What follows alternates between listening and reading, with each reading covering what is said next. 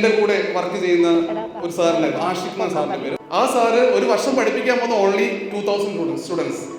ഇതേ കോഴ്സ് കഴിഞ്ഞ് നമ്മളൊക്കെ അല്ലെങ്കിൽ ഞങ്ങളുടെ ടീം പഠിപ്പിക്കാൻ പോകുന്നത് ഒരു കൊല്ലമാണ് 2 lakh സ്റ്റുഡൻസ്.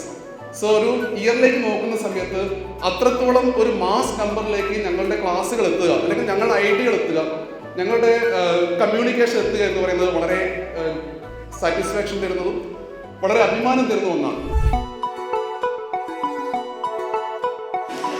എന്താ ഡോണ ലേറ്റ് ആയത്?